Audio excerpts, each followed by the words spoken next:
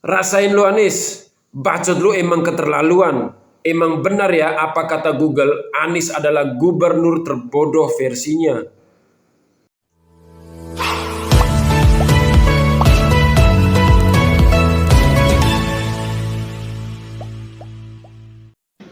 Saya justru menemukan bahwa kemiskinan ekstrim itu adanya tidak di pelosok yang jauh sana, tapi kemiskinan ekstrim itu adanya justru di pusat pemerintahan, di pusat negara kita, di Jakarta.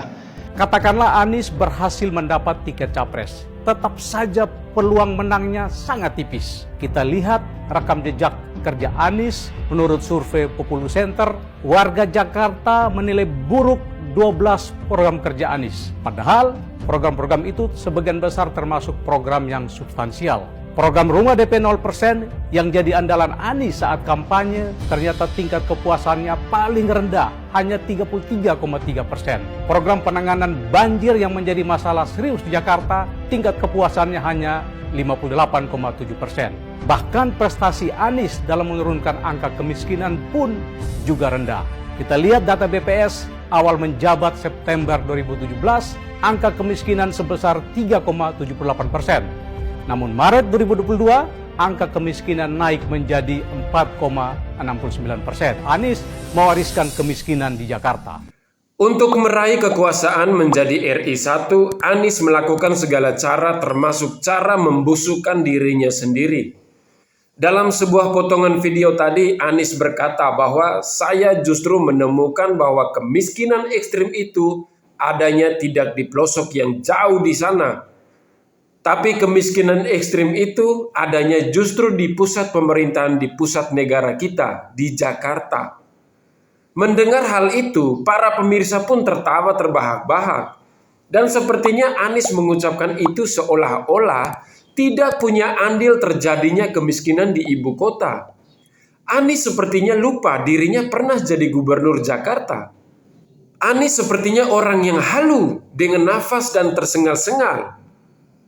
Anies mungkin sedang ingin menyerang Jokowi, namun ternyata itu menampar wajahnya sendiri. Jika terjadi kemiskinan di Jakarta dan bahkan mengalami kenaikan jumlah orang miskin, berarti gubernurnya waktu itu memang tidak becus bekerja atau hanya menang bacot saja. Anies hanya membangun hal-hal yang tidak membuat warga Jakarta mendapatkan manfaatnya, yang berdampak jangka panjang, misalnya patung bambu dan juga monumen sepatu serta sumur resapan, dan masih banyak hal yang tidak bermanfaat buat warga Jakarta. Kelakuan Anies selama jadi gubernur DKI justru hanya menghabiskan anggaran yang begitu banyak, sementara angka kemiskinan di bawah kepemimpinannya malah semakin bertambah. Saat Anies akan mulai memimpin Jakarta pada Oktober 2017 hingga September 2022, per September 2017 jumlah warga miskin di Jakarta tercatat 393,13 ribu, sementara tingkat kemiskinan tercatat 3,78%. Lalu pada akhir periode Anies, yakni September 2022, jumlah penduduk miskin tercatat 494,93 ribu orang, dan tingkat kemiskinan naik jadi 4,61%.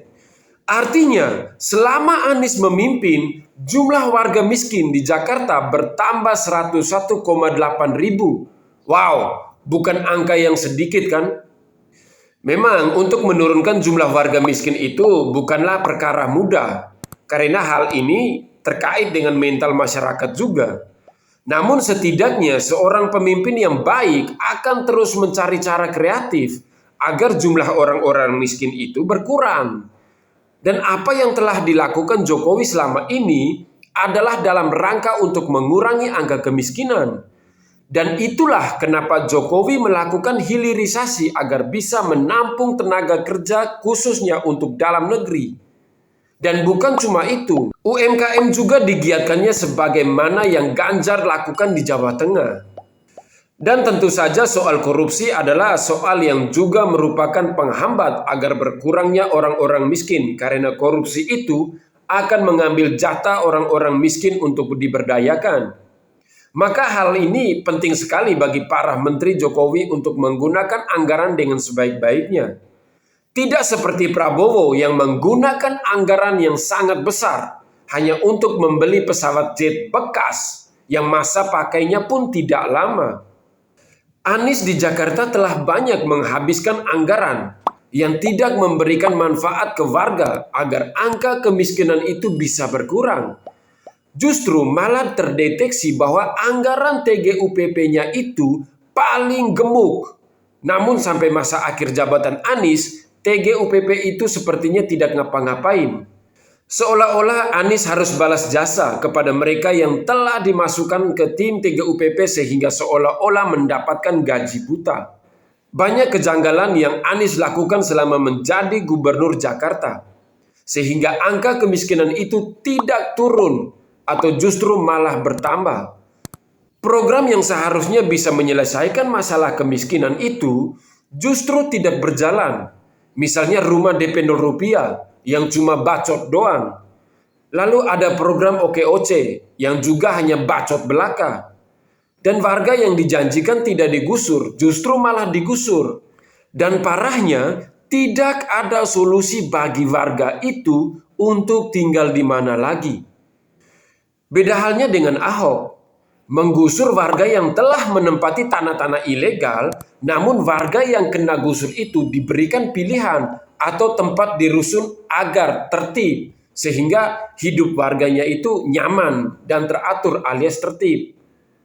Anies memang parah, sudah banyak bacot dan tidak bisa kerja, malah menyerang pemerintahan pusat demi bisa meraih kekuasaan RI 1. Tapi sayangnya rekam jejak itu tidak bisa dihapus. Dan masyarakat pun tidak akan lupa kalau Anies itu tidak becus di Jakarta dan tidak berhasil mengatasi kemiskinan, malah menambah kemiskinan. Bukan cuma miskin harta atau pendapatan, tapi juga miskin pemikiran. Ya, Anies Baswedan menjejali para pendukungnya dengan hoaks dan jualan sara. Bukannya tambah pintar, malah makin bego peko kuadrat, dan itulah muncul kaum yang kita kenal dengan nama kadrun.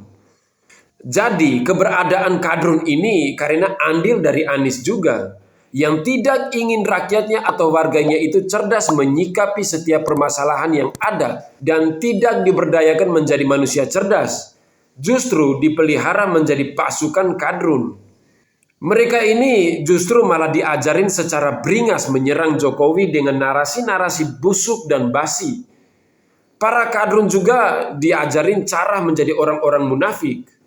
Dan mungkin Anies juga memelihara setan dari Ancol ya. Bahkan juga dari kalangan yang mengaku profesor, ternyata kompresor tok.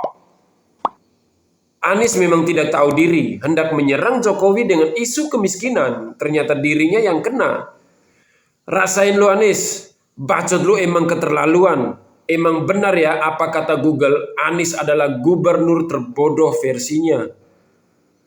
Oke, sampai di sini dulu. Jangan lupa like, komen, dan subscribe. Pantau terus channel ini agar terus mendapatkan berbagai informasi menarik dan informasi terbaru dan anti hoax. Akhir kata, saya Mata Kiri pamit undur diri. Salam hormat, salam NKRI harga mati. Wassalam.